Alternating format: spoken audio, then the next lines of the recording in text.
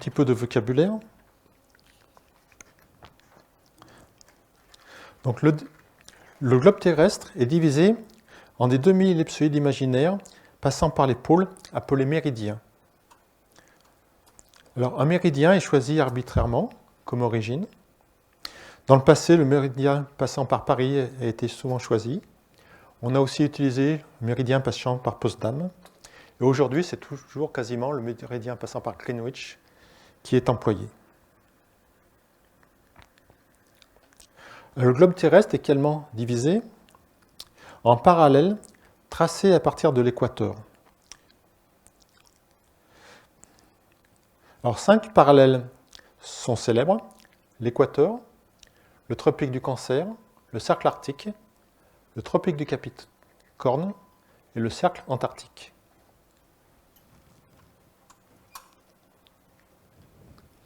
Plusieurs modèles de la forme de la Terre existent. Le modèle le plus simple est la sphère. Le modèle qu'on utilise habituellement, le plus couramment, c'est l'ellipsoïde. Elle est définie par son demi-grand axe et son demi-petit axe.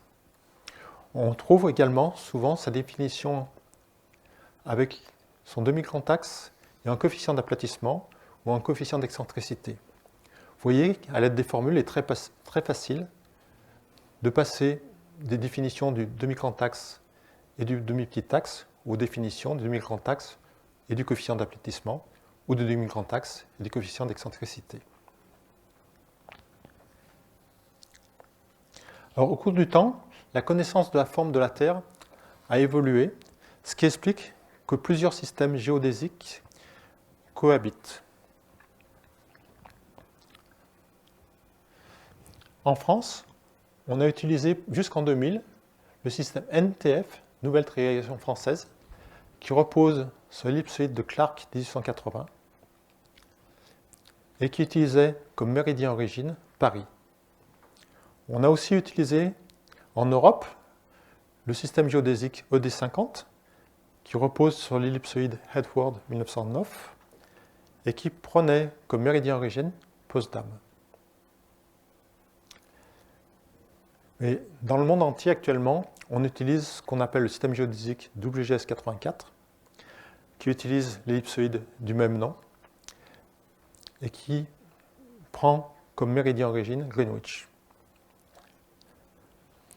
En France, on recommande depuis 2000 légalement un autre système géodésique qui est le RGF 93, qui utilise une ellipsoïde qui est IAG GRS 1980, qui est très très proche de celle utilisée par le WGS 84 et qui prend aussi comme méridien origine Greenwich.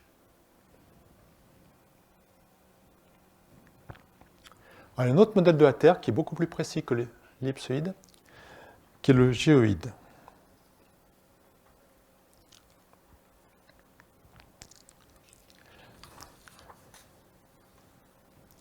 Il correspond à une équipotentielle du champ de gravité terrestre choisi de manière à coller au plus près de la surface terrestre. Le géoïde correspond au niveau moyen des océans en l'absence de vent, de courant, de marée. Pour les surfaces en terre, il correspondrait au niveau de l'eau dans un canal imaginaire qui serait connecté à l'océan. Alors le géoïde est important parce qu'il permet de prédire l'écoulement de l'eau. Ne pas l'utiliser et se contenter de l'ellipsoïde conduirait par exemple à une inversion du sens du courant de l'eau sur le fleuve Amazone qui s'étend sur des milliers de kilomètres dans des zones où le relief est relativement faible.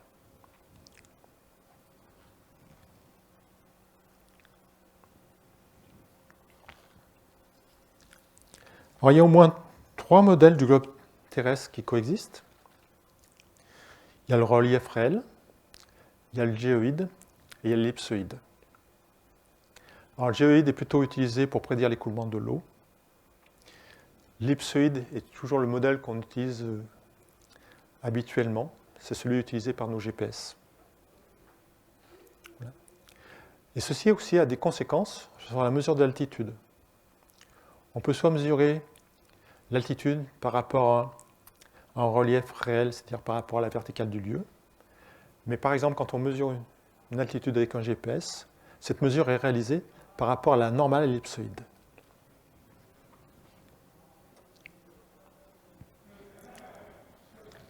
Donc, comme les systèmes géodésiques ont évolué dans le temps, si on veut comparer des informations réalisées sur des cartes qui n'utilisent pas le même système géodésique, il est nécessaire de réaliser des transformations pour les convertir dans un système unique.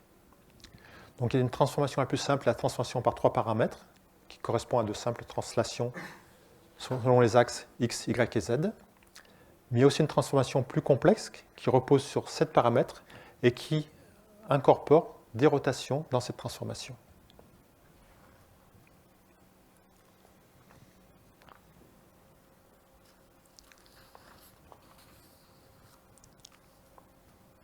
Donc un point à la surface du globe peut être localisé par 2 paramètres qui sont la longitude et la latitude. Alors, la longitude est l'angle formé entre le plan du méridien origine et le plan du méridien du lieu. Latitude est une notion un peu plus compliquée que longitude à définir parce qu'elle a 3 définitions. Latitude géodésique ou géographique est égale à l'angle formé entre la normale ellipsoïde du lieu et le plan équatorial. Latitude astronomique est égale à l'angle à la verticale du lieu et le plan équatorial. Et la latitude géocentrique est égale à l'angle entre une droite menée du centre de la Terre et le plan équatorial. En général, on utilise toujours, pour réaliser des cartes, la latitude géographique. C'est la définition qui est utilisée le plus couramment.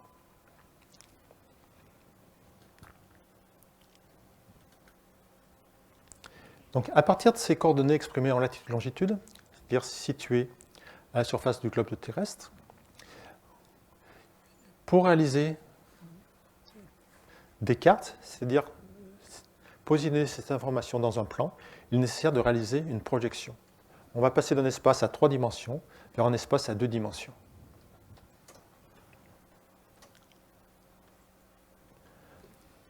Alors bien sûr, quand on passe d'un espace à 3 dimensions vers un espace à 2 dimensions, il y a une perte de données, on va déformer l'information avec une perte. C'est pour cette raison qu'on possède un ensemble de familles de projections pour que ces déformations soient le plus faibles possible, car ces déformations dépendent de l'endroit où on se situe sur le globe terrestre. Donc la première famille de projections correspond aux projections azimutales,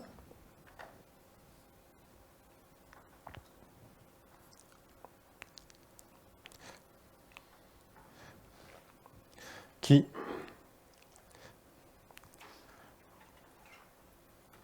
projettent sur un plan tangent à la surface terrestre, les projections coniques qui projettent sur un cône, et les projections cylindriques qui projettent sur un cylindre. Une des projections cylindriques la plus connue est l'UTM, c'est-à-dire Universal Transverse Mercator.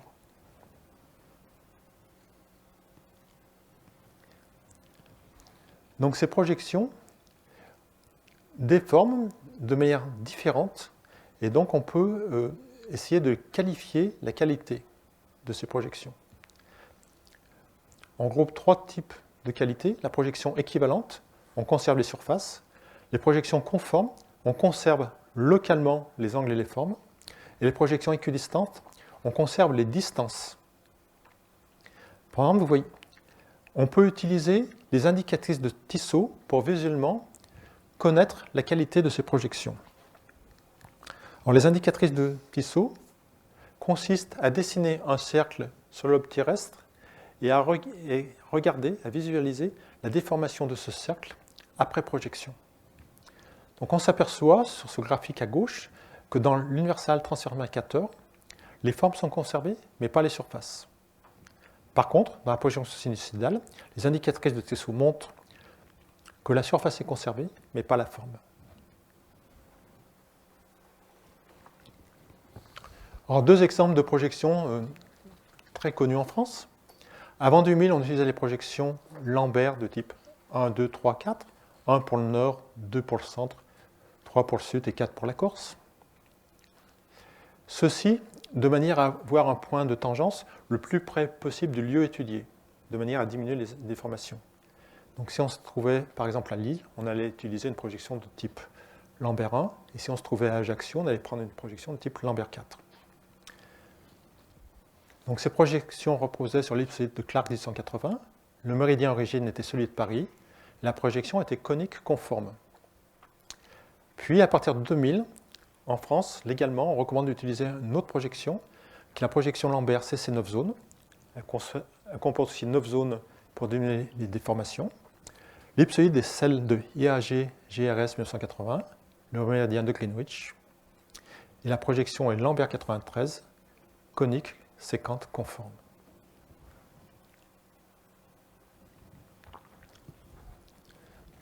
Donc vous voyez, pour projeter une image, il faut donner des caractéristiques qui correspondent au système géodésique, c'est-à-dire à la forme de l'ellipsoïde, et à la projection.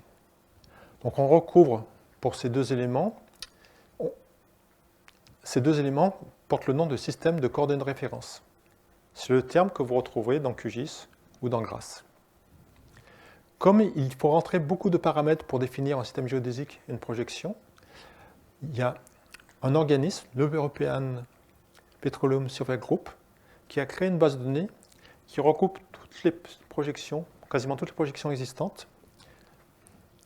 Et on parle de code OPSG par mémoire à cet organisme qui n'existe plus. Mais la base de données est toujours maintenue par les opérateurs des systèmes d'information géographique et elle est à jour. Par exemple, si vous voulez définir un système géodésique et une projection qui correspond à latitude-longitude d'OGS 84, il suffit d'utiliser le code OPSG 4326. Si vous voulez définir une projection en UTM 48N en WGS 84, il suffit d'utiliser le code OPSG 32648. C'est quelque chose qui est beaucoup plus simple que rentrer les paramètres de l'ellipsoïde et tous les paramètres de projection.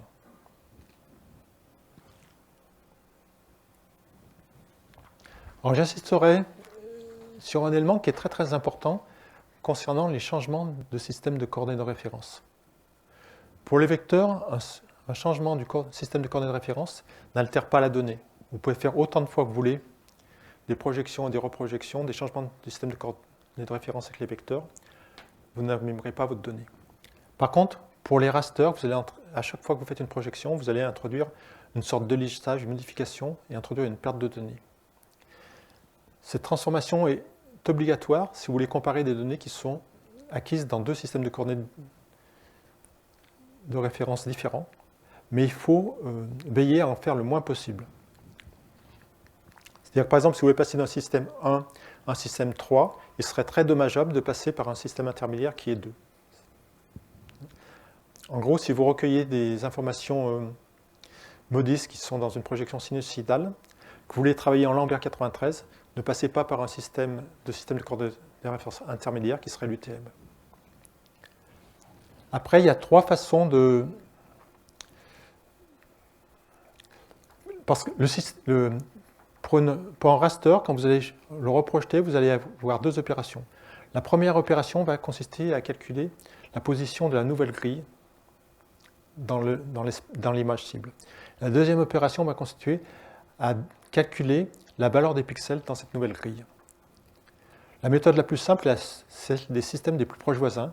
Vous prenez la valeur du pixel qui est le plus proche dans la nouvelle grille, la valeur du pixel dans l'ancienne grille qui est le plus proche de la localisation dans la nouvelle grille. Vous pouvez aussi réaliser une interpolation bilinéaire, c'est-à-dire que vous calculez une moyenne pondérée sur les 4 pixels les plus proches, ou vous pouvez réaliser une convolution cubique, c'est-à-dire réaliser une moyenne pondérée sur les 16 pixels les plus proches. C'est la méthode qui est conseillée en multitemporel. Un petit peu de vocabulaire.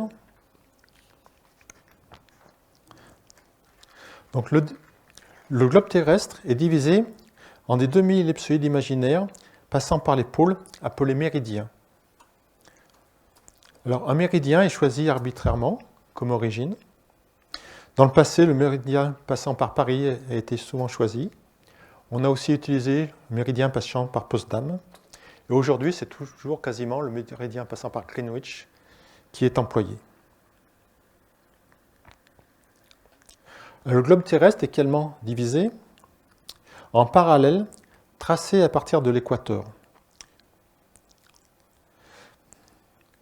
Alors 5 parallèles sont célèbres: l'équateur, le tropique du Cancer, le cercle arctique, le tropique du Capricorne et le cercle antarctique.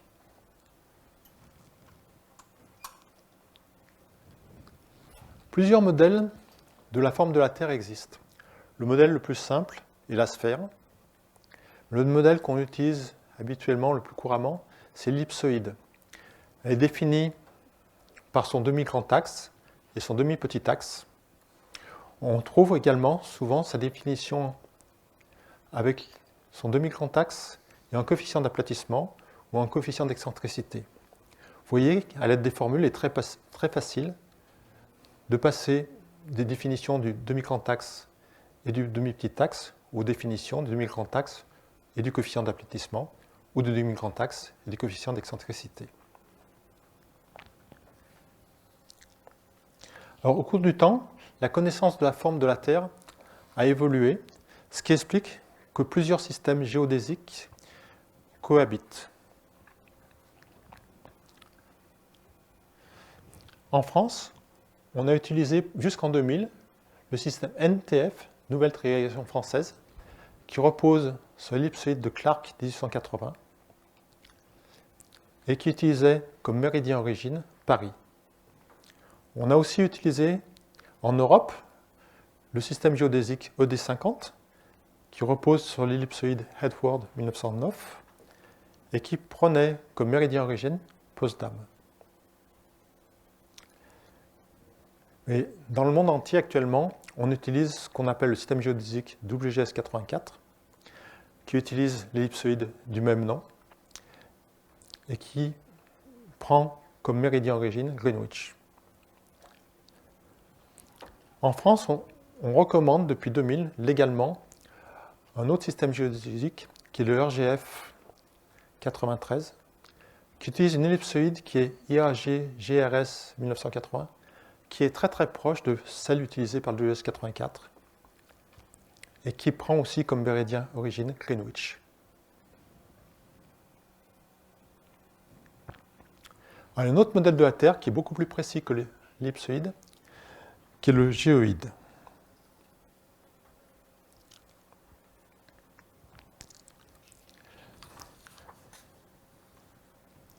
Il correspond à un équipotentiel du champ de gravité terrestre choisi de manière à coller au plus près de la surface terrestre. Le géoïde correspond au niveau moyen des océans en l'absence de vent, de courant, de marée. Pour les surfaces en terre, il correspondrait au niveau de l'eau dans un canal imaginaire qui serait connecté à l'océan. Alors le géoïde est important parce qu'il permet de prédire l'écoulement de l'eau. Ne pas l'utiliser et se contenter de l'ellipsoïde conduirait par exemple à une inversion du sens du courant de l'eau sur le fleuve Amazone qui s'étend sur des milliers de kilomètres dans des zones où le relief est relativement faible.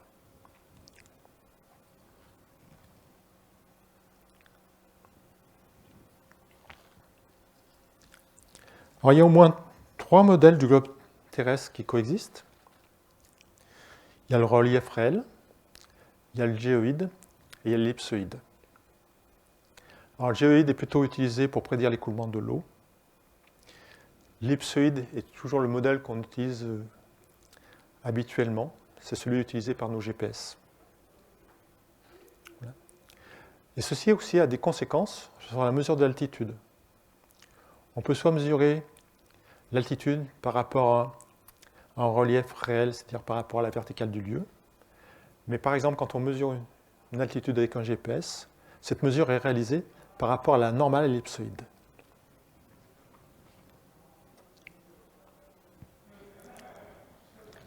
Donc, comme les systèmes géodésiques ont évolué dans le temps, si on veut comparer des informations réalisées sur des cartes qui n'utilisent pas le même système géodésique, il est nécessaire de réaliser des transformations pour les convertir dans un système unique. Donc il y a une transformation la plus simple, la transformation par 3 paramètres, qui correspond à de simples translations selon les axes x, y et z. mais il y a aussi une transformation plus complexe qui repose sur 7 paramètres et qui incorpore des rotations dans cette transformation.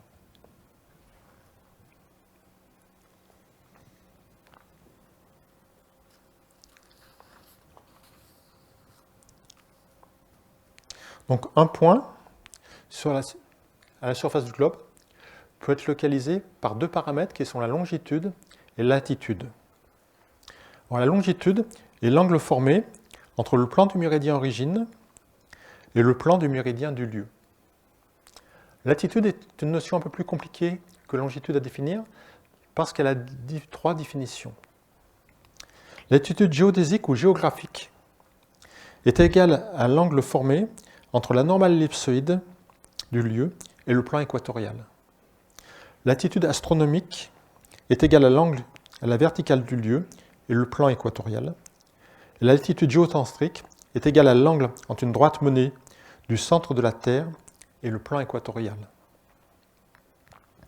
En général, on utilise toujours, pour réaliser des cartes, la latitude géographique. C'est la définition qui est utilisée le plus couramment.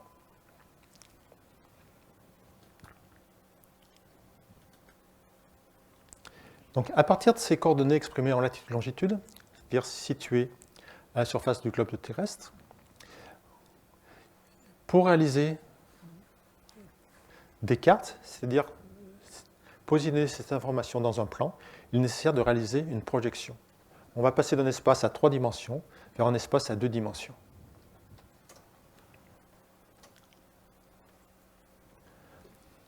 Alors bien sûr, quand on passe d'un espace à 3 dimensions vers un espace à 2 dimensions, il y a une perte de données, on va déformer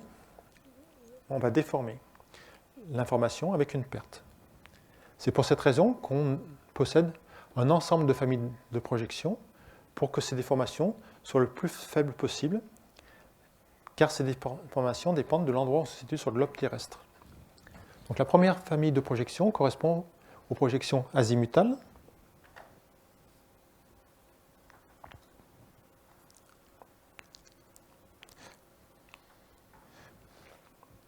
qui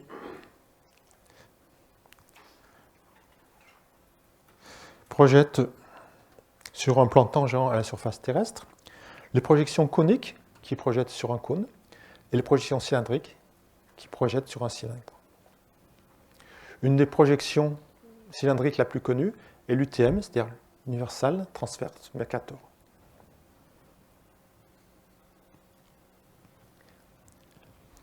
Donc ces projections déforment de manière différente, et donc on peut essayer de qualifier la qualité de ces projections. On groupe 3 types de qualités. La projection équivalente, on conserve les surfaces. Les projections conformes, on conserve localement les angles et les formes. Et les projections équidistantes, on conserve les distances. Par exemple, vous voyez, on peut utiliser les indicatrices de Tissot pour visuellement connaître la qualité de ces projections. Alors, les indicatrices de Tissot consistent à dessiner un cercle sur le globe terrestre et à regarder, à visualiser la déformation de ce cercle après projection. Donc on s'aperçoit sur ce graphique à gauche que dans l'Universal Transverse Mercator, les formes sont conservées, mais pas les surfaces. Par contre, dans la projection sinusoïdale, les indicatrices de Tissot montrent que la surface est conservée, mais pas la forme. Alors, 2 exemples de projections très connues en France. Avant 2000, on utilisait les projections Lambert de type 1, 2, 3, 4. 1 pour le nord, 2 pour le centre, 3 pour le sud et 4 pour la Corse. Ceci de manière à avoir un point de tangence le plus près possible du lieu étudié, de manière à diminuer les déformations. Donc si on se trouvait par exemple à Lille, on allait utiliser une projection de type Lambert 1, et si on se trouvait à Ajaccio, on allait prendre une projection de type Lambert 4. Donc ces projections reposaient sur l'ellipsoïde de Clark 1880, le méridien origine était celui de Paris, la projection était conique conforme. Puis à partir de 2000, en France, légalement, on recommande d'utiliser une autre projection, qui est la projection Lambert CC 9 zones. Elle comporte aussi 9 zones pour diminuer les déformations. L'ellipsoïde est celle de IAG GRS 1980, le méridien de Greenwich. Et la projection est Lambert 93, conique, séquente, conforme.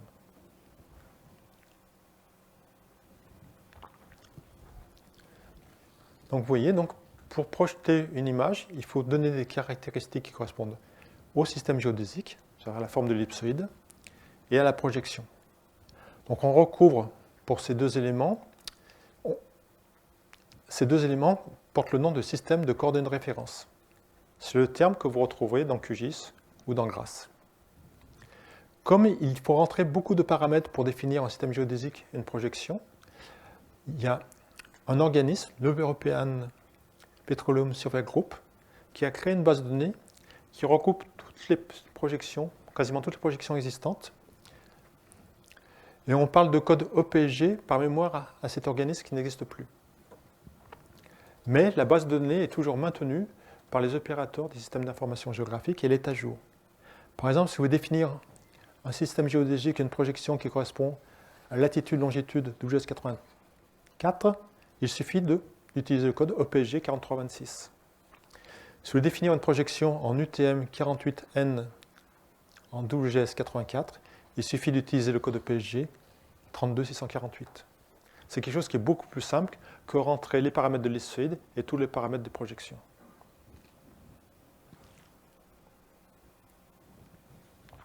Alors j'insisterai sur un élément qui est très très important concernant les changements de système de coordonnées de référence. Pour les vecteurs, un changement du système de coordonnées de référence n'altère pas la donnée. Vous pouvez faire autant de fois que vous voulez des projections et des reprojections, des changements du système de coordonnées de référence avec les vecteurs. Vous n'abîmerez pas votre donnée. Par contre, pour les rasters, à chaque fois que vous faites une projection, vous allez introduire une sorte de listage, une modification et introduire une perte de données.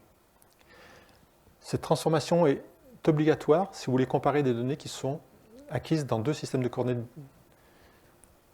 de référence différents, mais il faut veiller à en faire le moins possible. C'est-à-dire que par exemple, si vous voulez passer d'un système 1 à un système 3, il serait très dommageable de passer par un système intermédiaire qui est 2. En gros, si vous recueillez des informations MODIS qui sont dans une projection sinusoïdale, que vous voulez travailler en Lambert 93, ne passez pas par un système de coordonnées de référence intermédiaire qui serait l'UTM. Après, il y a trois façons de... Parce que pour un raster, quand vous allez le reprojeter, vous allez avoir deux opérations. La première opération va consister à calculer la position de la nouvelle grille dans l'image cible. La deuxième opération va consister à calculer la valeur des pixels dans cette nouvelle grille. La méthode la plus simple est celle des systèmes des plus proches voisins. Vous prenez la valeur du pixel qui est le plus proche dans la nouvelle grille, la valeur du pixel dans l'ancienne grille qui est le plus proche de la localisation dans la nouvelle grille. Vous pouvez aussi réaliser une interpolation bilinéaire, c'est-à-dire que vous calculez une moyenne pondérée sur les 4 pixels les plus proches, ou vous pouvez réaliser une convolution cubique, c'est-à-dire réaliser une moyenne pondérée sur les 16 pixels les plus proches. C'est la méthode qui est conseillée en multitemporel.